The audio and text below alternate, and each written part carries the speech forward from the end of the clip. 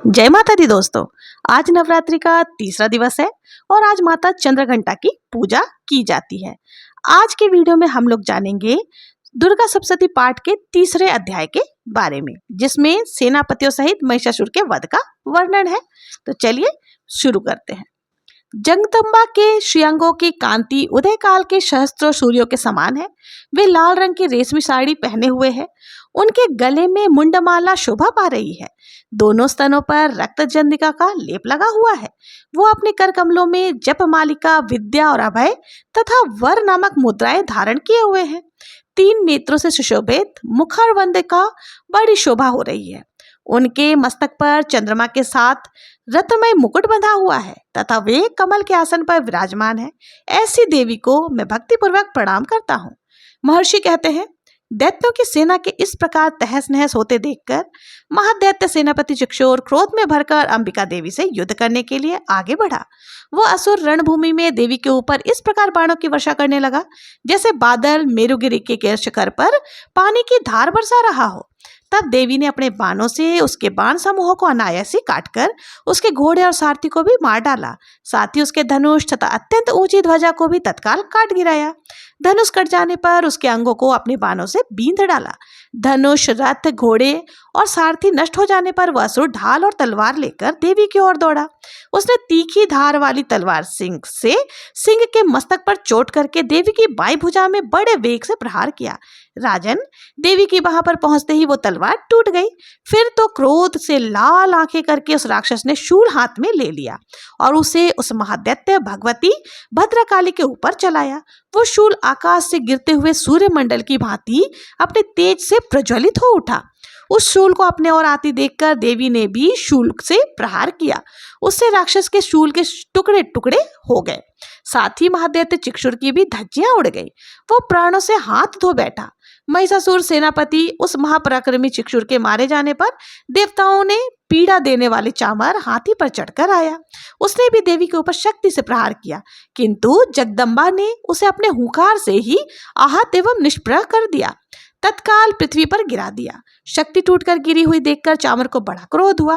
तब उसने शूल चलाया, किंतु देवी ने उसे भी बाणों द्वारा काट डाला। इतने में ही देवी का सिंह उछलकर हाथी के मस्तक पर चढ़ बैठा और उस दैत्य के साथ खूब जोर लगाकर बाहुयुद्ध करने लगा। वे दोनों लड़ते लड़ते हाथी से पृथ्वी पर आ गए और अत्यंत क्रोध में भरकर एक दूसरे पर बड़े भयंकर प्रहार करते हुए लड़ने लगे। तदंतर सिंह बड़े वेग से आकाश की ओर उछला और उधर से गिरते समय उसने पंजों के मार से चामर का सिर धड़ से अलग कर दिया। इसी प्रकार उदग्र भी शिला और वृक्ष आदि की मार खाकर रणभूमि में देवी के हाथ से मारा गया तथा कराल भी दांतों और मुक्कों और थप्पड़ों की चोट से धराशायी हो गया। क्रोध में भरी हुई देवी ने गदा की चोट से उद्धत का कचूमर निकाल डाला। बिंदीपाल से वाशकलों तथा बाणों से ताम्र और अंधकों को मौत के घाट उतार दिया। 3 नेत्रों वाली परमेश्वरी ने त्रिशूल से उग्रवीर्य तथा महाहनु नामक दैत्यों को मार डाला। तलवार की चोट से विडाल के मस्तकों को धड़ से काट गिराया। दुर्धर और दुर्मुख इन दोनों को भी अपने बाणों से यमलोक में भेज दिया। इस प्रकार अपनी सेना का संहार होता देखकर महिषासुर ने भैंसे का रूप धारण करके देवी के गणों को त्रास देना आरंभ कर दिया। किन्हीं को थुथन के मार से, किन्हीं के ऊपर खुरों के प्रहार करके, किन्हीं को पूंछ से चोट पहुंचाकर, कुछ को सींग के विद्रन करके और कुछ गणों को वेग से, किन्हीं को सिंहनाद से, कुछ को चक्कर देकर और कितनों को निश्वास वायु के झोंकों से धराशायी कर दिया। इस प्रकार गणों को, सेना को गिराकर वो असुर महादेवी के सिंह को मारने के लिए झपटा। इससे जगदम्बा को बड़ा क्रोध हुआ। उधर महापराक्रमी महिषासुर भी क्रोध में भरकर धरती को खुरों से खोदने लगा तथा अपने सिंगों से ऊंचे ऊंचे पर्वतों को उठाकर फेंकने लगा और गर्जना करने लगा। उसके वेग से चक्कर देने के कारण पृथ्वी शुद्ध होकर फटने लगी। उसकी पूंछ से टकराकर समुद्र सब ओर से धरती को डुबोने लगा। हिलते हुए सिंह के आघात से विदीर्ण होकर बादलों के टुकड़े टुकड़े हो गए। उसके श्वासों के प्रचंड वायु के वेग से उड़े हुए सैकड़ों पर्वत आकाश से गिरने लगे। इस प्रकार क्रोध में भरे हुए उस महादैत्य को अपनी ओर आता देखकर चंडिका ने उसका वध करने के लिए महान क्रोध किया। उन्होंने पाश फेंककर उस महान असुर को बांध लिया। उस महासंग्राम में बंध जाने पर उसने भैंसे का रूप त्याग दिया और तत्काल सिंह के रूप में प्रकट हो गया।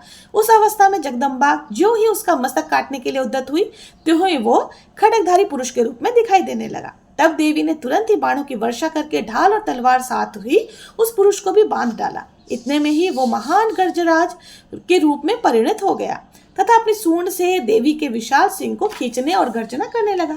खींचते समय देवी ने तलवार से उसके सूंड को काट डाला। तब उस महादैत्य पुण्य भैंसे का रूप धारण करके परलोकी की भांति चराचर प्राणियों सहित तीनों लोकों को व्याकुल करने लगा। तब क्रोध में भरे हुई जगत माता चंडिका बारंबार उत्तम मधु का पान करने लगी और अपनी आंखें लाल करके हंसने लगी। उधर वह बल और पराक्रम के मद से उन्मत्त हुआ राक्षस भी गर्जना करने लगा और अपने सींग से चंडी को ऊपर पर्वत को फेंकने लगा। उस समय देवी अपने बाणों के समूहों से उसके फेंके हुए पर्वतों को चूर्ण करती हुई बोली। बोलते समय उनका मुख मधु के मद से लाल हो रहा था और वाणी लड़खड़ा रही थी। देवी ने कहा, अरे मूढ़, मैं जब तक मधुपान कर रही हूँ तब तक तू क्षण भर के लिए खूब गरज ले। मेरे हाथ से जब तेरी मृत्यु होगी तब शीघ्र ही सारे देवता गर्जना करेंगे। ऋषि कहते हैं, यूं कहकर देवी उछली और महादैत्य के ऊपर चढ़ गई और फिर अपने पैर से उसे दबाकर उन्होंने शूल उसके कंठ में आघात किया। उनके पैरों से दबा होने पर भी महिषासुर अपने मुख से दूसरे रूप में बाहर होने लगा। अभी आधे शरीर ही उसका बाहर निकलना था कि देवी ने अपने प्रभाव से उसे रोक दिया। आधा निकला होने पर भी वो महादैत्य देवी से युद्ध करने लगा। तब देवी ने बहुत बड़ी तलवार से उसका मस्तक काट गिराया। फिर तो हाहाकार करती हुई दैत्यों की सारी सेना भाग गई और संपूर्ण देवता अत्यंत प्रसन्न हो गए और उन पर पुष्प वर्षा की। इति श्री मार्केंड पुराण श्रावणिक मवंतरे देवी महात्म्य महिषासुर वध नाम तृतीय अध्याय समाप्त हुआ। प्रेम से बोलिए जय माता दी। इसके आगे का अध्याय कल के वीडियो में जरूर से सुनिएगा। एक बार सब कोई फिर से बोल दीजिए जय माता दी। अब आइए कर लेते हैं क्षमा याचना। क्षमा याचना इस प्रकार से करेंगे। हे परमेश्वरी, मेरे द्वारा रात दिन सहस्त्रों अपराध होते रहते हैं, अतः आप मुझे अपना सेवक समझकर कृपा पूर्वक मेरे उन अपराधों को क्षमा करें। ना तो मैं आह्वान करना जानता हूँ, ना ही विसर्जन करना जानती हूँ और ना ही पूजा करना जानती हूँ। हे परमेश्वरी, मुझे क्षमा करें। हे सुरेश्वरी, मैंने जो मंत्रहीन, क्रियाहीन और भक्तिहीन पूजन किया वो सब आपकी दया से पूर्ण हो। सैकड़ों अपराध करके भी भक्त आपकी शरण में आकर केवल जगदम्ब कहकर ही मोक्ष को प्राप्त करते हैं, जिसे ब्रह्मादि देवगण भी पाने में असमर्थ होते हैं। हे जगदम्बिके, मैं अपराधी हूँ, किंतु आपके शरण में आई हूँ, अतः इस समय मैं दया के पात्र हूँ। आप जैसा चाहो वैसा करो। अज्ञानवश या बुद्धि भ्रम होने के कारण भूल से जो कुछ भी मैंने काम या अधिक कर दिया हो, हे देवी, हे परमेश्वरी, सब अपराध क्षमा करो और प्रसन्न हो। हे जगन माता, हे कामेश्वरी, सच्चिदानंद स्वरूपिणी परमेश्वरी, आप प्रेम पूर्वक मेरी यह पूजा स्वीकार करो। इस प्रकार से क्षमा याचना कर लेनी है। अब मिलते हैं नेक्स्ट वीडियो में दूसरे अध्याय के साथ। तब तक के लिए जय माता दी।